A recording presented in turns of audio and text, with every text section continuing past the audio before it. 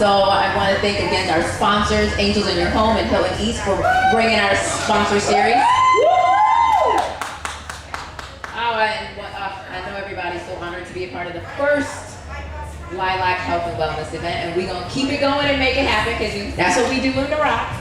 So I'll bring to you, I'm going to mess up his name. Fred, come on up and tell us all that good stuff about how to reduce our stress. Take it down. Thank you very much. Well, that's loud. Is this about the right volume? Okay, good. I don't want to blow you guys out of here. So we're going to spend the next little piece of time working on a LifeResults tool that directly reduces stress. So did you guys use a little less stress in your life? Yeah? Yes. All right, good. So we're going to learn how to do that in this half an hour. And we're going to talk about the mechanism by which stress occurs. So we're going to spend a couple of minutes and take a look inside your brain. I bet you didn't know you were coming to hear about your brain. Oh, you seem like a bright guy. I'm sure there's something there. So, I am an engineer by training, not an artist, so that's the best I can do in terms of a picture of your head. Inside your head is your brain. And your brain takes up a big bunch of space right in here. Toward the back and bottom of your brain is a really important part of the brain, and it's called the amygdala. And the amygdala serves a very important purpose. Its job is to tell you when your survival is threatened. So you think about it, you come across any kind of a life-threatening situation, you want to be shifting gears when that happens, right? If you are out in the woods and you come across a hungry bear, that would be a good time for you to go into some sort of survival mode, right? So that's what the amygdala does for us. It looks at all the activity in the brain, all the information coming in from your five senses, and it asks the question over and over again, is my survival threatened right now? Is this a threat? No. Is this a threat? No. Is this a threat? No. When the answer to that question is yes, all kinds of things happen. So as long as the answer is no, it's proceed as usual, right? Just normal. But when the answer is yes, it puts the body into a reactive survival-based mode. And all kinds of hormones are injected into your bloodstream. Epinephrine, norepinephrine, adrenaline, and your body is ready, and your mind is ready to handle the survival threat. And this is a biological thing that we've obtained through evolution over thousands and thousands and thousands of years. And you're going to see in a minute, this happens in the animal kingdom as well as with us humans. The problem is, when it happens, and our survival is not actually threatened. So the amygdala gets false alarm all the time. So not just when we're facing a hungry bear out in the woods, or somebody threatens us out on the street in some way, or something, we get some terrible news and we have to operate very differently all of a sudden. Most of the time, all day long, this amygdala part of our brain is getting triggered and putting us into a survival-based mode, putting us up on edge. And here's what that looks like. We have a clever way of characterizing it. It's called the 4 F's, okay? And this is right out of biology. The first of the 4 F's, the first reactive mode, is the most common one. It's fight. We are ready to defend ourselves, ready to fight. We're going to attack or counterattack. If we feel verbally threatened, maybe we're going to attack verbally. Maybe we're going to go into sabotage mode. So see if you can think of a time when you've been put into a mode where you're ready to fight. Does anybody have an example of that? Not necessarily like fisticuffs, but, like your back up. You have an example? Can you think of an example? All right, good. When I'm just gonna say my mom. Okay. Certain things your mom does triggers you, right? Yeah. I love her. She's the most important person in my world, but she triggers me like no other. Yeah, most of the people that we love the most in our world are the ones that can trigger us most easily, right? And sometimes that's going to look like yelling back at them. Sometimes it's going to look like, refusing to do something. So the first one is fight. Can anyone guess the second one? Flight. Very good. Fight or flight. Like I said, we've seen most of this in high school biology class. So flight, that's running away. Get out of the situation. Okay, so in the animal world, or in the actual threat world, we can run really fast when our survival is threatened, right? Run away from the threat. Get ourselves out of there. In the everyday human world, this looks like slamming down the phone, running out of the room, roaring off in your car, taking yourself out of the situation when you're triggered. So can anybody think of an example of that? Yeah. I'm supposed to give a call in 2 hours, and I can just leave if I want. There you go. Yeah, exactly.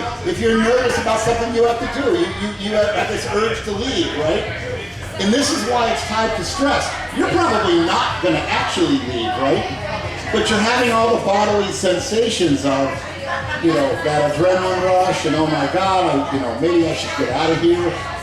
I'm scared, I'm nervous. So that's what flight looks like in the human world. And anyone think of the third one? It's a little less common.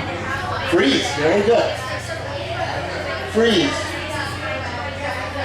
In the animal world, this looks like plain dead, right? Or not moving at all, frozen. You're not taking any action. So in the case of flight, we're taking a lot of action. In the case of freeze, there's no action. Now in the human world, what does that look like? Yeah, going into shock. What about refusing to answer somebody when they're talking to you, maybe? Or how about the cold shoulder? Anybody ever give or get the cold shoulder? Like, I'm not talking to you. That's the old thing. Talk to the hand. Anytime we're not engaging, we've taken ourselves into a zero action or a low action mode. That's freeze. And the last one is facade. And in the animal world, we see that with animals that blend into their circumstances, right? Like snakes. Some snakes can change their colors, or their natural colors match the terrain. In the human world, this looks like pretending. Like people say things are fine when they're not fine. Any form of lying, or misrepresenting things, leaving things out. Anytime we're not being completely honest with ourselves and others, or in some kind of a pretending mode. Like focusing on looking good would be an example of facade. So can anyone think of an example of facade in your own life? In terms of like self-advocacy, like you follow the majority, no inside but you just bring the majority. Yeah, exactly. You know what the right thing is to do, but you choose not to do it. Yeah. Now, what these things all have in common is they're fear-based reactions. These are fear-based.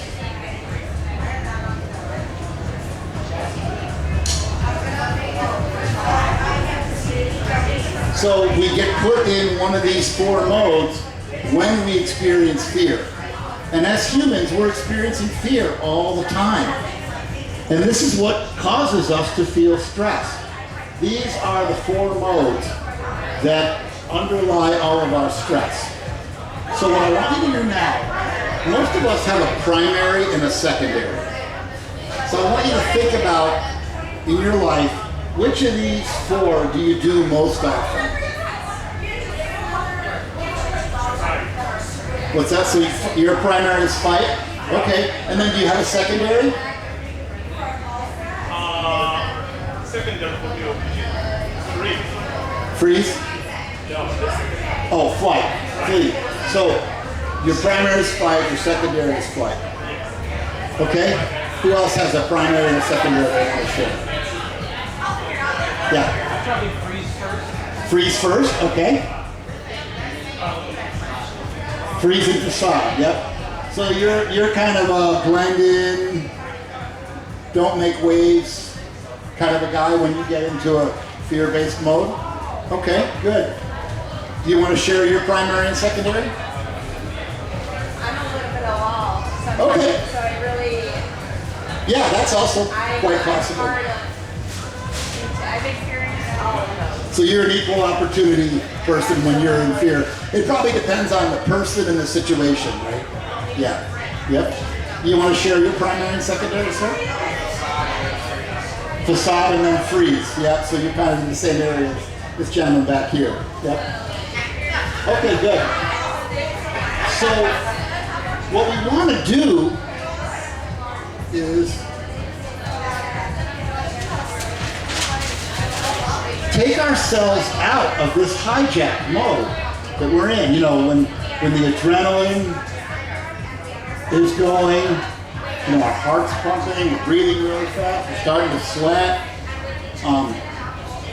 We want to somehow get ourselves out of this mode.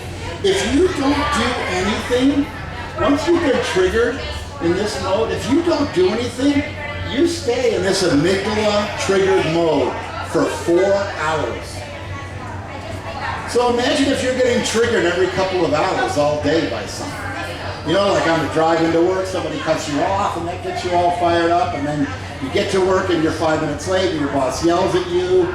You know, and then let's say you're in customer service and at 11 o'clock a customer calls and gives you a really hard time and you have to escalate to your boss. You know, over the course of a normal day for us, we can get triggered a lot, right? And that causes us to stay in this hijacked, amygdala hijacked mode for sometimes the entire day. So what are we going to do about that? And that's what I'm mainly here to talk about today. There are a couple things that you can do that are really helpful. Like, for example, spending time in nature,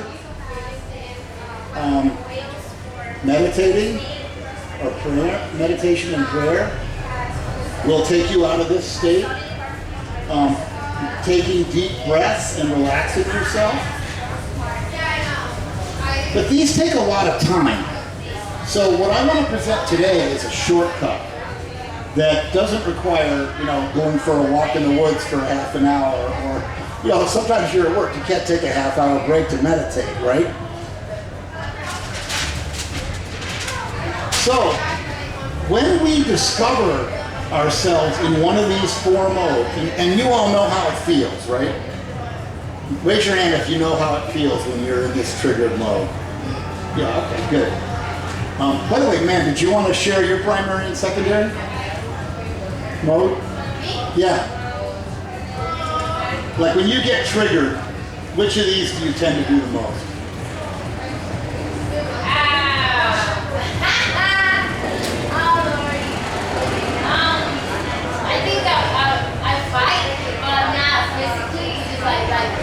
Yeah, verbally. Yeah, no, most of us don't fight physically anymore. It's illegal and you go to jail for it. So probably verbally, right? Yeah.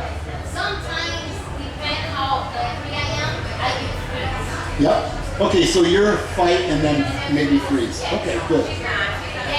Yes.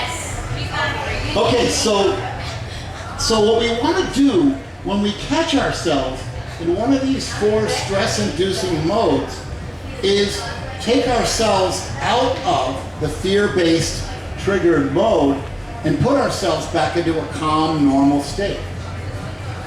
So each of these has a corresponding antidote, and they all start with E. So these are called the 4 F's, and these are called the 4 E's. So the 4 E's are things we can intentionally do to take ourselves out of that fight, flight, freeze, facade mode. So when we're feeling like we want to attack or counterattack or get defensive or yell at someone, or maybe slam a door, hang up a phone, we can catch ourselves in that mode. Yeah, come on in if you want. And intentionally choose empathy. Walking a mile in the other person's shoes, trying to understand why did that person do what they just did to me, or why did they say what they just said. Try and generate some understanding of the other person. And when we can do that, it takes we take ourselves out of fight mode. You know, like if your boss yells at you at work, you can say, okay, well, you know, maybe not the best way to handle my arriving late, but I can certainly understand how he wants the work to get done and he feels like, you know, he needs his team to arrive on time. So this whole internal dialogue I'm having with myself right now is designed to get me out of the fight mode and calm me down and bring me back to that stable state where I'm not triggered and I'm not acting out of fear. We do a lot of damage when we engage in one of these 4 behaviors, right? Damage to ourselves and damage to others.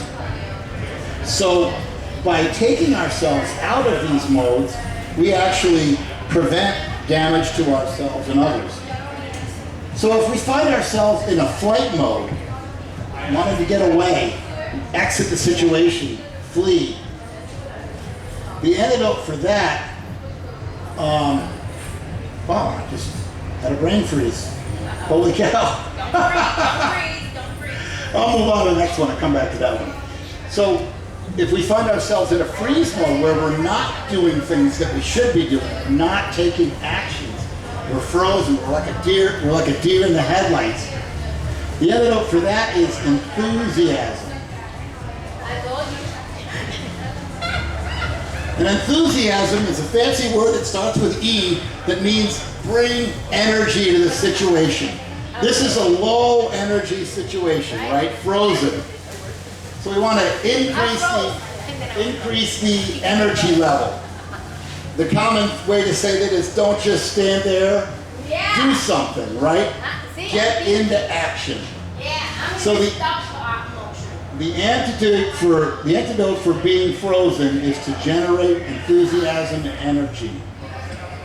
If we find ourselves pretending that things are fine when they're not, or presenting something different than who we are, or some form of white lie, the antidote for that is ethics.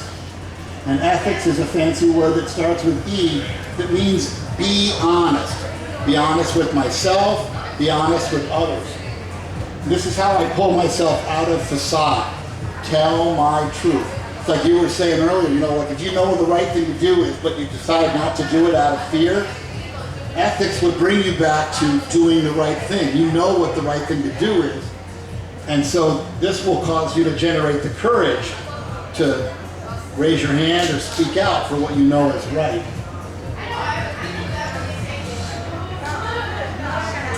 And I now need to think of the 4th E. I wonder what it is. Shoot. Encouragement? Oh man, what would the antidote to fight be? Engage? Engage would be one way to do it, yeah. It's basically staying instead of leaving. Oh, I know what it is. Thank you. Engage caused me to think of it. Evaluate. I knew it. And I'm gonna add engage in here because that's exactly right. Evaluate or engage. It is impossible to flee a situation while also thinking about it. You cannot think and flee at the same time. So by noticing that I want to flee and putting myself into an evaluation mode or an engage mode, I'm bringing the frontal part of my brain back into the foreground and I'm saying, let me think about this. What should my next action be, rather than just automatically in a triggered mode fleeing out of the situation. So these 4, we call these love-based. And we're using the word love not in a romantic context here. It's in more of a love for mankind, love for self. kind of the meaning of the word love. So when we're engaging in these four, we're coming from love or respect for ourselves and others. When we're engaging in these four, we're coming from fear. All right? So we call these the love-based ones. And then the other distinction here is these are all reactive. When we're on this side of the sheet, we're reacting. And when we're on this side of the sheet, we're being proactive. So instead of reacting to what other people are doing, we're responding. And that's the other thing you can say here. This is the response mode.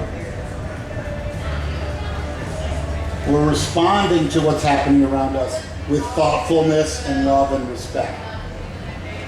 So what I want to do now is get you guys into pairs to explore this. All right? So we have an odd number of people, so I'll pair up with one person. You want to? Okay. So get into pairs. So you're sitting next to somebody, or yeah, that's fine. You got there. Okay. Yeah, and you want to get so you can move your chairs so you're facing the other person. Yeah, just get together and find a pair of chairs somewhere, and turn the chairs so you're facing each other. So we're going to use these are tools from a class called LifeResults. And LifeResults is a weekend program where you learn 15 tools like this and apply them in your life to dramatically improve the quality and results that you get in your life by spending a lot less time over here and a lot more time over here. So one of the other tools we teach in LifeResults is effective listening. So we're going to do an effective listening exercise right now. And the way this is going to work is one person's going to be the talker and the other person's going to be the listener. And then we're going to switch roles, okay? And we're going to do 3 cycles of that. So each person will talk for about a minute and a half and about a topic, which I'll give you in a second. And then we'll switch, and the other person will talk about that topic for about a minute and a half. So there's a couple of rules for this exercise, all right?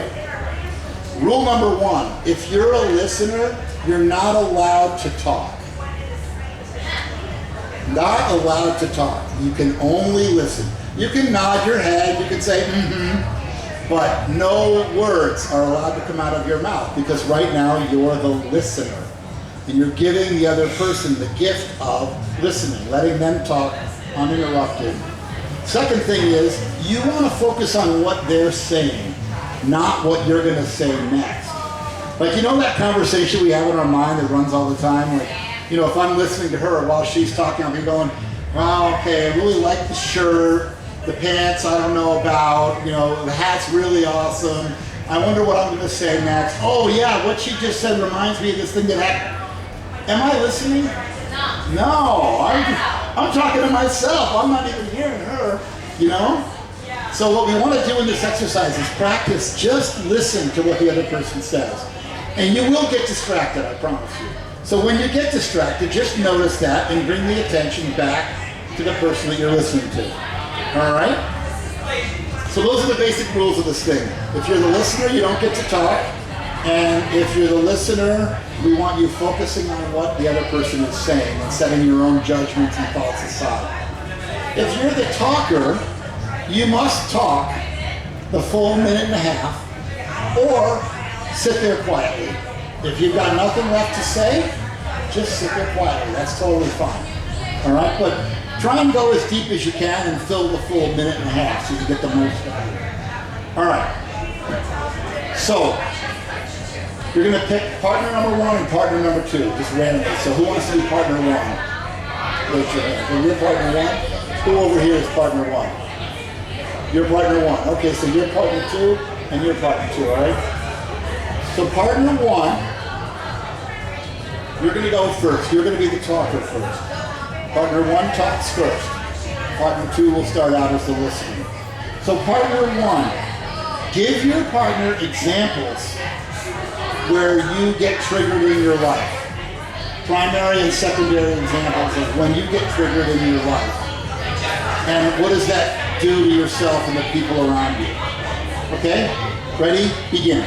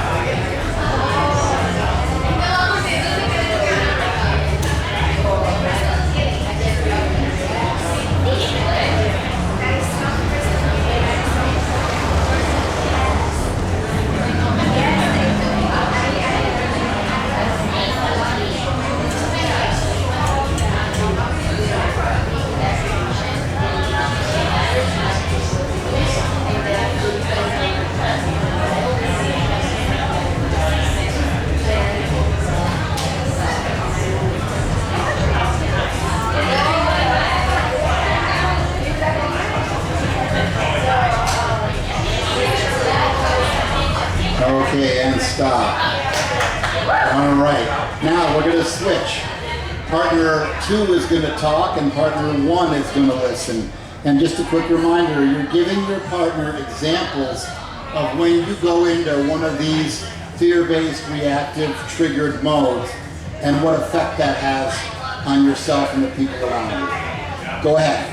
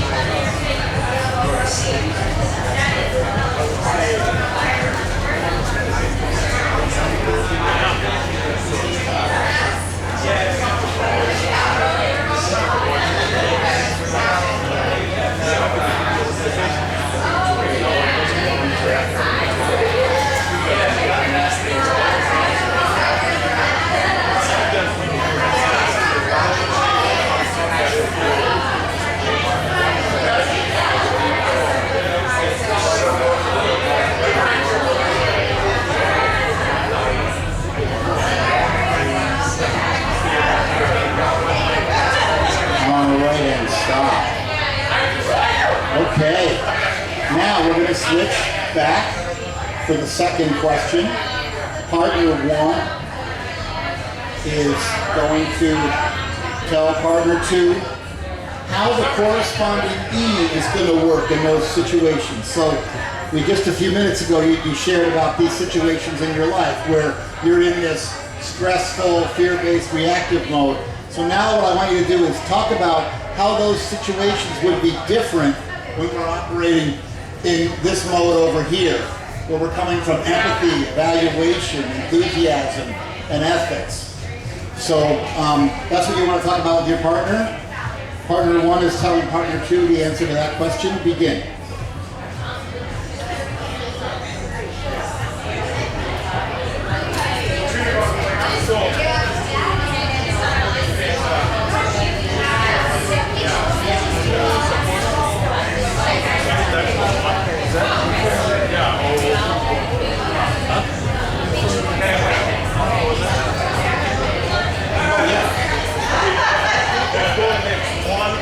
One should be going right now.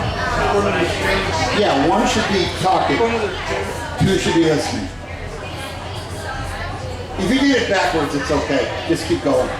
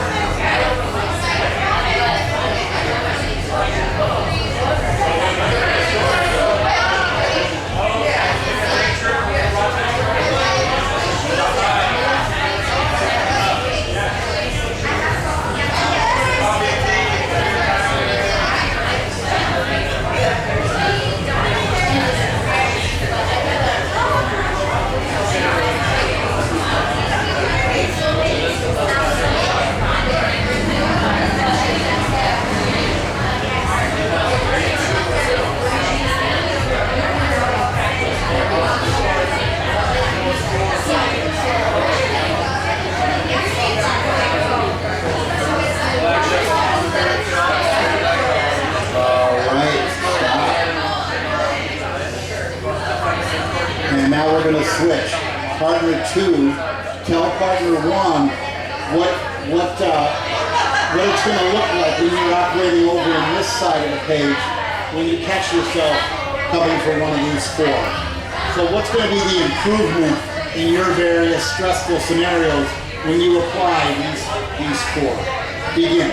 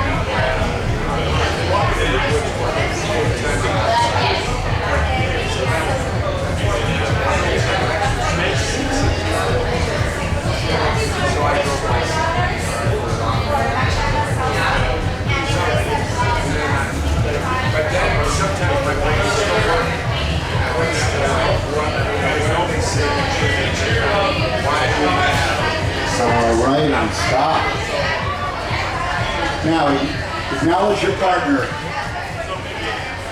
Thank your partner. So how was that? Anybody want to share how that was? It was good, but it was a little tough for me because Yeah, I'm the same way. Yeah. But one of the most challenging things in becoming better listeners is to hold our own thoughts and tongue back and really let the other person say what they have to say and be fully heard. So thank you for engaging in that. The floor is open for the last couple of minutes if you have any questions, or if anybody wants to share what they learned from this session. I think I learned how to put the fight through everything. I mean, I never thought about those words. Okay, good. I always thought about just like one side of the street. Yeah. Either I'm fighting or either I'm being able to get it. Okay. Not putting both together. Yep. Yeah, I was like, when I'm fighting, that's when I think about empathy. These are automatic biological mechanisms. They're built in. We inherited them through thousands and thousands and thousands of years of evolution. These are not automatic. These require some sort of conscious thought and intention and courage. You cannot move from here over to here without courage. It's like what you were saying. If I know the right thing to do in a situation and I'm afraid to speak up, what do I need in order to speak up? I need courage, right? And courage is generated by us. It's saying, I'm going to operate differently than my biology says I should in this situation. So, yeah. The stuff on the right makes sense. It's rational response. The problem on the left is highly emotional. Yeah. If you get to the right and the rational doesn't always happen. It will never happen unless you intentionally focus on it. You have to do it. That's exactly You right. got to get yourself out of that highly emotional state. Yes, exactly. And that's the first step. Awareness is the key. You have to catch yourself operating from over here, like, oh, there I go. I know how this feels. That thing that your mom says that triggers you, or that thing your teenage kid says, or that thing your boss does. We have to build an awareness first. Once we have that awareness, then we can make a choice to operate over here. I agree, like he said. Because it is a lifestyle. This on the left, that's a lifestyle. This over here, that's also a lifestyle. And actually, the person who gets this lifestyle here, you can meet them and you can tell. Yeah. What I'm saying? Like you can tell, like, this person living this lifestyle. Because this lifestyle can change how you eat, how you live, how you talk. Completely different. That's exactly right. Yeah. This is where we want to be as humans, You wouldn't be in the health and wellness tent at the Lilac Festival if you didn't want a lot more of this and less of this. And what it takes is courage and choice. So I want to thank you all very much. We have a booth over in the tent if you want to talk more. I'll be over there the rest of the afternoon. Thank you. Oh, is there a drawing? Okay, hang on. Don't leave. There's a drawing. Oh, sure. I asked the other booth and everyone's like, oh, I don't know where she is. I'm like, go here. This is right in here. Oh, it's the other one and the other one. So that's the other. Yeah, that's the reason.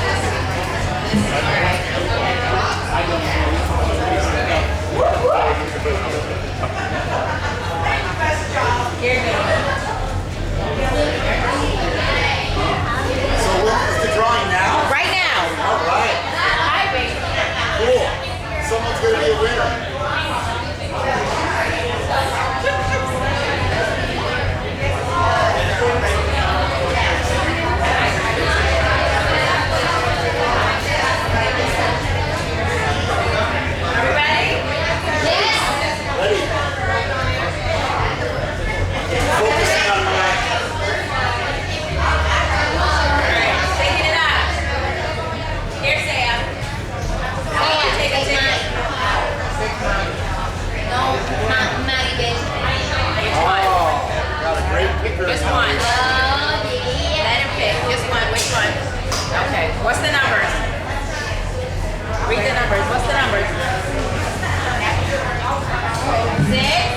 6, 5, 5, 9, 6, 5, 6, 5,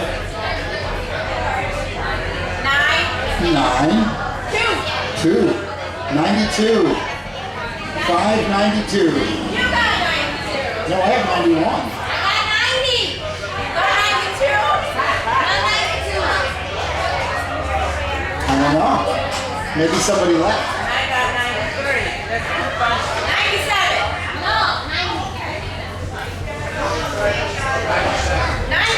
All right, there's the winner. Yay. Okay, you guys, I'll hope to talk to you back at the booth.